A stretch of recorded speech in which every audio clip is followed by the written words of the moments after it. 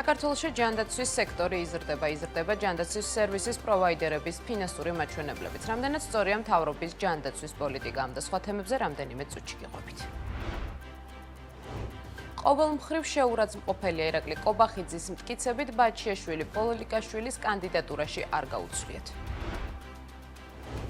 ნამახვანის ნენსკრას და ხუდონის მიმართულებით ინტენსიური მუშაობაა საჭირო. ირაკლი კობახიძის თქმით, სტრატეგიული ენერგოპროექტების შეფერხებაში მთელი აგენტურა იყო ჩართული. ამერიკის შეერთებული შტატების თავდაცვის სადაზვერვო სააგენტო მიიჩნევს, რომ ოქტომბრის საპარლამენტო არჩევნების შემდეგ ქართული ოცნების მთავრობამ შექმნა გარემო, რომელიც რუსეთს საშუალებას აძლევს გაზარდოს თავისი გავლენა ქვეყანაში.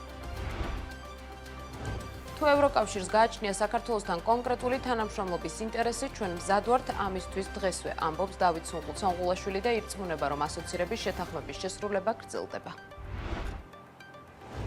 საერთაშორისო კრიპტობირჟაზე ბიტკოინის ფასი $100,000 აღწევს, რაც ერთ კვირაში 4,5%-ით გაზრდილი მაჩვენებელია. ეთერიუმი თითქმის 4%-ით გაძვირდა და ერთი მონეტის ფასი ამჟამად $2,650 აღწევს.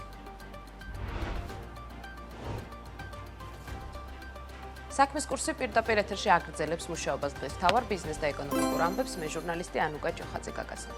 გიორგი ბაჩიაშვილს, რომელიც რუსთავის პენიტენციურ დაწესებულებაშია მოთავსებები, დაზიანებები არ აღენიშნება. ამის შესახებ მისმა უფლებადამცველმა ტვ-1-ს განუცხადა. ლევან მახარაშვილის თქმით, ბაჩიაშვილმა უთხრა, რომ სურს ყველა დეტალზე თავად ისაუბროს სასამართლოზე, რომელიც ხვალ გაიმართება. როგორც ცნობილია, თანაინვესტირების ფონდის ყოფილი ხელმძღვანელი ბიზნესმენი გიორგი ბაჩიაშვილი დღეს დააკავეს სახელმწიფო უსაფრთხოების სამსახურის ინფორმაციით. 26 მაისს განხორციელებული ანონიმური შეტყობინებით ცნობილი გახდა, რომ წითელი ხიდისა და სადახლოს შორის არსებული ეგრეთ წოდებული მწვანე საზღვრის მონაკვეთის მიმდებარედ გადაადგილდებოდა ძებნილი მსჯავრდებული ბაჩიაშვილი. გიორგი ბაჩიაშვილს ქართული ოცნების დამფუძნებელი ბიძინა ივანიშვილი კრიპტოვალუტის მითვისებას ედავება და მას 11 წლით თავისუფლების აღკვეთა აქვს მისჭილი. მას საქართველოს დატოვებული ჰქონდა.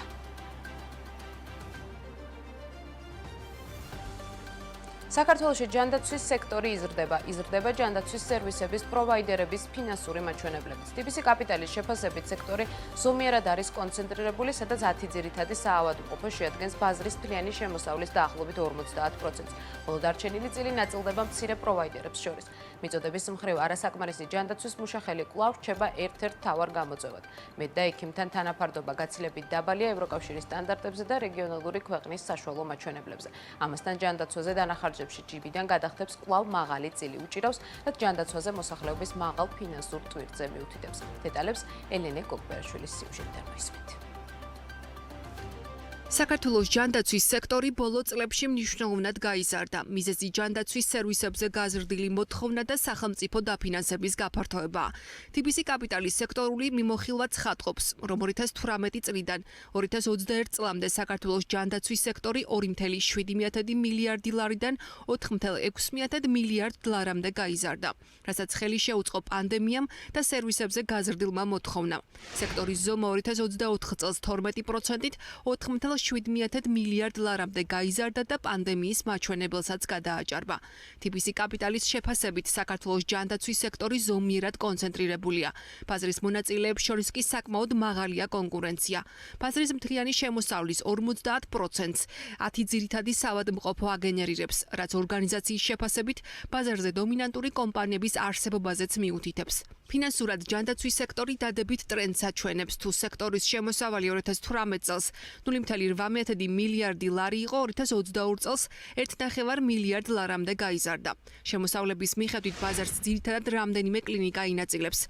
9,1%-ით მოწინავე პოზიციაზე ევექსია, 6,1%-ით კი მეორე ადგილს ავერსის კლინიკები იკავებს. მზარდია ჯანდაცვაზე დანახარჯებიც. 2023 წლის მდგომარეობით სახელმწიფოზე ხარჯების 50% მოდიოდა. მოსახლეობის ჯიბიდან დანახარჯები 40%-ია. კერძო დაზღვევა კი ხარჯების მხოლოდ 9%-ს ფარავს. კერძო დაზღვევის ხარჯები 2018 წლიდან 2023 წლამდე 6%-დან 9%-მდეა გაზრდილი. ჯიბიდან დანახარჯები კი აღნიშნულ პერიოდში 53%-დან 40%-მდე შემცირდა. სახელმწიფოს მხრიდან ჯანდაცვის დაფინანსება კი 40%-დან 50%-მდე გაიზარდა. მოსახლეობის ჯიბიდან დანახარჯები ჯანდაცვაზე სხვა ქვეყნებთან შედარებით საქართველოში საკმაოდ მაღალია. 2023 წლის მდგომარეობით ჯიბიდან დანახარჯები ჯანდაცვაზე ჯანდაცვაზე 40% შეადგენდა და ამ მაჩვენებლით საქართველოს ევროპისა და ცენტრალური აზიის 59 ქვეყანას შორის მე-10 ადგილზე იყო.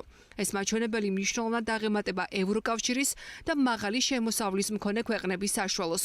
აღსანიშნავია, რომ ჯანდაცვის სტრატეგიის მიხედვით მთავრობის მიზანია 2030 წლისთვის მოსახლეობის ჯიბიდან დანახარჯები ჯანდაცვაზე 25%-მდე შემცირდეს, რის მისაღწევადაც TBC კაპიტალის შეფასებით მნიშვნელოვანი იქნება სახელმწიფო დაფინანსების ზრდა, კერძო დაზღვევის დაფარვის გაფართოება და პირველადი ჯანდაცვის სერვისების გაძლიერება, რამაც მოსახლეობისთვის ფინანსური ტვირთი უნდა შეამციროს. აღსანიშნავია, რომ სახელმწიფო დანახარჯები ჯანდაცვაზე იზრდება და 2024 წელს მან 2 მილიარდ ლარს მიაღწია.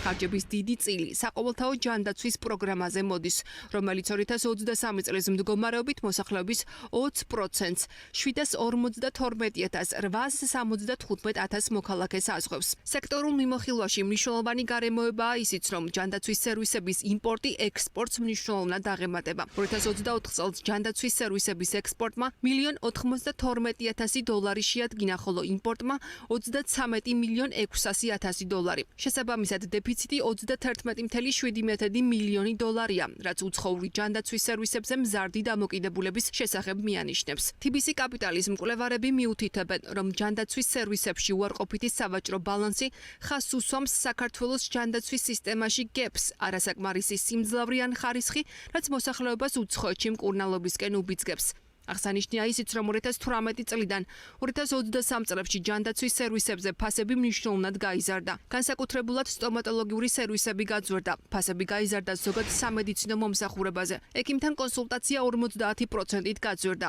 ულტრაბგერითი გამოკვლევა 40%-ზე მეტად, რაც TBC კაპიტალის შეფასებით გამოწვეულია ინფლაციის, გაზრდილი მოთხოვნის და მზარდი საოპერაციო დანახარჯებიდან გამომდინარე.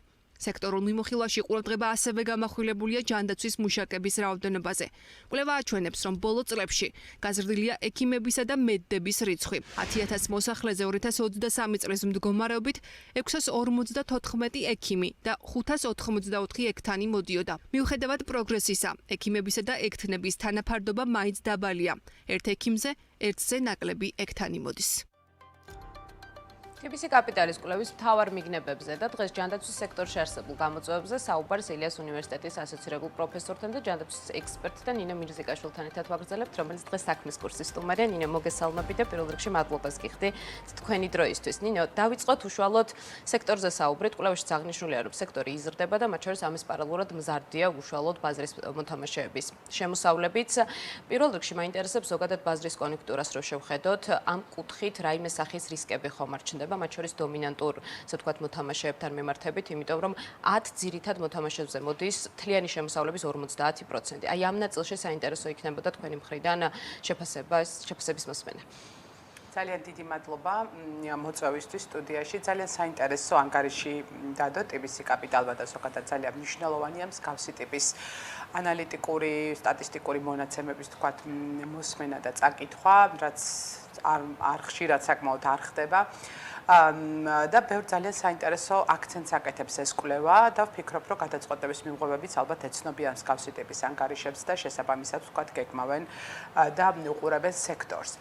ეხლა რაც შეეხება თქვენს კითხვას, რომელიც ძალიან მნიშვნელოვანია, რომ ამ კვლევის თანახმად მონაცემებით 40 თქვენ სწორედ აღნიშნეთ, 50% უჭირავს ბაზარზე 10 ძირითად კორპორაციას, 10 ძირითად მოთამაშეს. აქ მხოლოდ ერთი საავადმყოფო არ იგულისხმება, იმიტომ რომ თქვენ სიუჟეტშიც ნახსენები იყო, ხო, ეს არის EVEX, JO ჰოსპიტალი, საავადმყოფო ჰოლდინგები, დიახ, ქსელები, რომელთაც უჭირავთ ბაზრის 50%-ზე მეტი, ხო. ეს ახლა რა თქმა უნდა კონკურენციაში არ არის, ვთქვათ, შედარებით მცირე საწოლიანი საავადმყოფოები ან ერთ ვთქვათ საავადმყოფოები, რომელიც მხოლოდ ცალკე ოპერირებენ და არა ჰოლდინგის ქვეშ, რა თქმა უნდა, მათ უჭირთ კონკურენცია გაუწიონ ესეთ დიდ კორპორაციებს და თანხის გადანაწილება შესაბამისად ასიმეტრიულია, ხო? ანუ თანხის უდიდესი ნაწილი მოდის ამ კორპორაციებზე. ანუ კონკურენციასთან მიმართებაში რა თქმა უნდა ეს არასწორია და მაქსიმალურად ბაზარი უნდა იყოს გახსნილი და ყველა მოთამაშეს, ყველა კლინიკას, რომელიც ხარისხიან, რა თქმა უნდა ისევ და ისევ ეფექტურ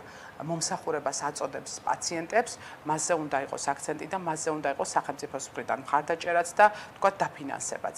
ხა დაფინანსების ჭრილში რო უყურებ ჯანდაცვის დაფინანსება მზარდია, რაც ძალიან კარგია, რომ სახელმწიფო უფრო და უფრო მეტ თანხას გამოყოფს პაციენტებისთვის და თქვა სისტემისთვის და თქვენ სიუჟეტშიც იყო ნახსენები, რომ 2 მილიარდ დოლარამდე არის პრაქტიკულად 2024 წელს ჯანდაცვის დაფინანსება, აქედან მილიარდზე მეტი არის უკვე საყოველთაო ჯანდაცვის პროგრამის ბიუჯეტი, რაც საკმაოდ დიდია, იმიტომ რომ ჩვენ გვახსოვს საყოველთაო ჯანდაცვა, რომ დაიწყო იყო 200, 300, 400.000, კოვიდამდე იყო თუ არ ვწდები 700.000 იმისი წლიური ბიუჯეტი, დღეს მილიარდს გადაცდა და აქ არის ვთქვათ ვერტიკალური სხვა პროგრამები, რომელთაც ასევე მათი ბიუჯეტიც მზარდია და ეს ყველაფერი ძალიან კარგია, მაგრამ რამდენად სწორედ მიემართება ეს ხარჯები, რამდენად სისტემურად მიემართება ეს ხარჯები და რამდენად სწორედ იხარჯება და რამდენად აისახება პაციენტების გამოსავლებში. ეს არის ყველაზე მნიშვნელოვანი კითხვა და აი აქ ხედავთ ჩვენ ზუსტად ასიმეტრიას და ჯიბიდან გადახდების მაღალი წილი, რომელზეც არაერთი მინისტრის პირობებში ყოფილა მსჯელობა, რომ ზოგადად ამ კუთხით ერთ-ერთი მთავარი გამოწვევა სექტორის არის სწორედ ეს მაღალი წილი და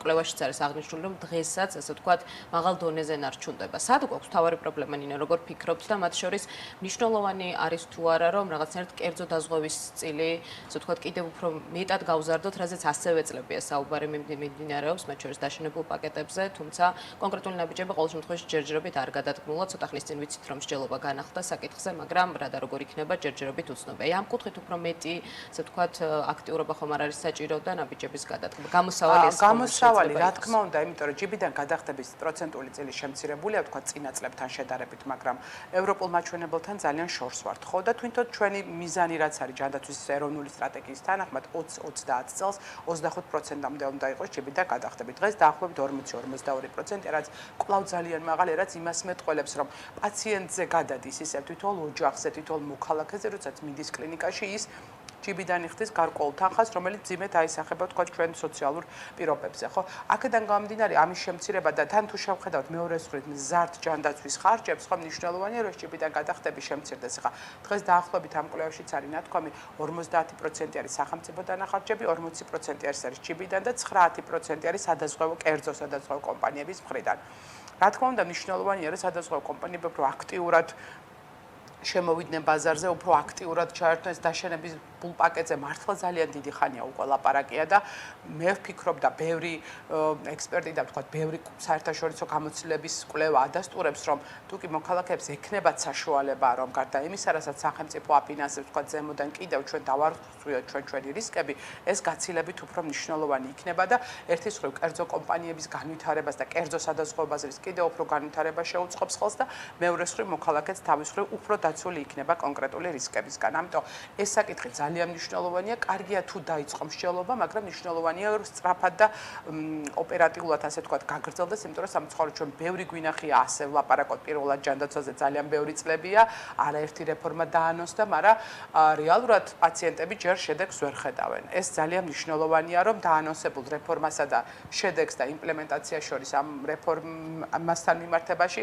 იყოს ვთქვათ კონკრეტული შედეგები, რასაც იგრძნობს თითოეული მოქალაქე. ამ კუთხითაც იყო ცვლილებები დაანონსებული, თუმცა ჯერჯერობით ყოველ შემთხვევაში დეტალები უცნობია. ნინო, როდესაც გამოწვევებზე საუბრობთ, არ შემიძლია არ გამოუყო უშუალოდ კადრების დეფიციტის ნაწილი. ესეც თითქმის ყველა კვლევაში ყოველ წელს გვხვდება, რომ ქვეყანაში არის ჯანდაცვის, ასე ვთქვათ, სფეროში დასაქმებული ადამიანების დეფიციტი. ამ ნაწილში, ასე ვთქვათ, რომელ კადრებს გამოყოფდით, სად გვაქვს ყველაზე დიდი პრობლემა და ის თანაფარდობა, რაც ხშირ შემთხვევაში არის ხოლმე მათ შორის კვლევებშიც მოცემული ექიმსა და ასე ვთქვათ მედდას შორის. აი ამ ნაწილში თითქოს კვლევაში არის მოცემული, რომ გვაქვს წინ გადადგმული ნაბიჯები, მაგრამ ჯერ კიდევ მნიშვნელოვნად ჩამოვრჩებით ევროკავშირის სტანდარტებს. რა თქმა უნდა, დღესაც ისევ ერთ ექიმზე 0.9, ერთი ექიმზე 1 მედდა მოდის, რაც ძალიან შორს დგას ევროპულ ქვეყნებში ერთ ექიმზე 3-4 ზოგ ქვეყანაში 5 მედდაც კი მოდის. ნუ მედების პრობლემა და საექნო პრობლემა, ამაზე თქვენ არაერთხელ გაგიკეთებიათ თქვენ სიუჟეტი და გადაცემა ძალიან მნიშვნელოვანია.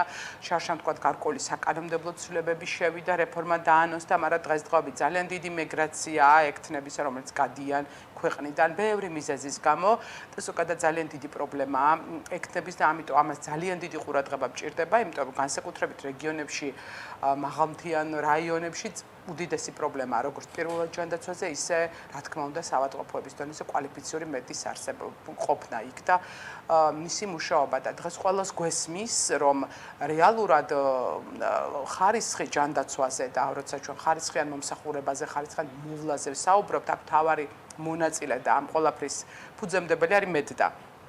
იმიტომ რომ ექიმი აკეთებს ოპერაციას, თქვა და მისი მოვალეობა აქ სრულდება და მერე შესაბამისად თუ მოვლა არ არის ძირეული და საფუძვლიანი, სამწუხაროდ გამოსავლები შეიძლება იყოს ცუდი, თუნდაც კარგად ჩატარებულ ოპერაციაზე. აქედან გამომდინარე მედიის როლი ძალიან დიდია და ამ ხრივაც საჭიროა ეფექტური ნაბიჯები, ღირსეული ვთქვათ, ანაზღაურება მედდებისთვის და სხვადასხვა მეორეს მხრივ კვალიფიკაციასთან მიბმული და ეს არის ნამდვილად გასაღები ადამიანური რესურსები არის ერთ-ერთი, როცა ჩვენ ვხედავთ ჩვენ ჯანდაცვის სისტემის ეფექტურობაზე ვსაუბრობთ, დაფინანსება არის მართლობა, დაფინანსება არის ადამიანური რესურსები, ერთ-ერთი მნიშვნელოვანი ბლოკი და რა თქმა უნდა სერვისების მიწოდება.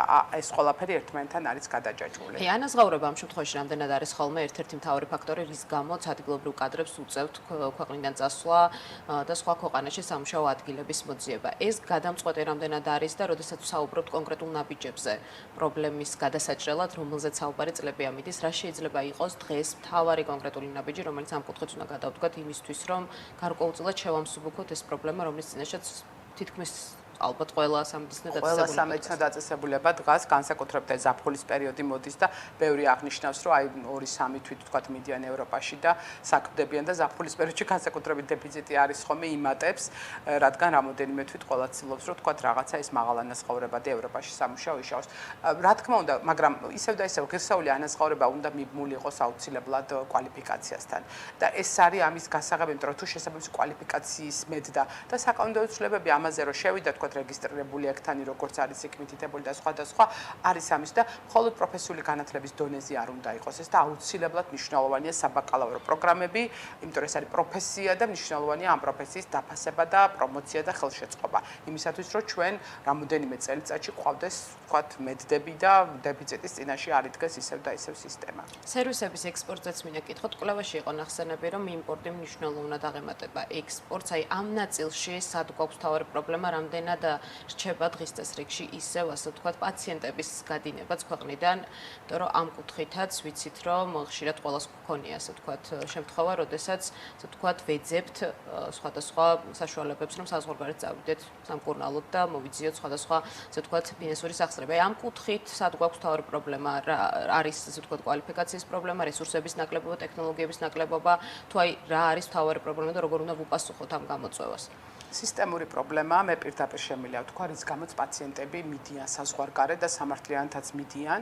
იმიტომ რომ ცალ-ცალკე ესე თუ შევხედავთ, შეიძლება ტექნოლოგიურადაც გამართულია, ინფრასტრუქტურულადაც გამართულია კვალიფიციური ექიმიც არის და ნამდვილად ჩვენ ყავს ის ექიმების ჯგუფი, რაოდენობა, რომელიც თქვა შეუძლია ხარისხიანი სამედიცინო მომსახურება მიაწოდოს, მაგრამ სისტემური პრობლემა რაღაცა არ მუშაობს, რის გამოც პაციენტები მიდიან, თქვა იგივე თურქეთში, გერმანიაში, ძირითადად ევროპის ქვეყნებში და ნუ თურქეთი რა თქმა უნდა ჩვენი მეზობელი ამავე დროს ძალიან აქტიურად, აგრესიულად არის ბაზარზე ასე ვთქვათ.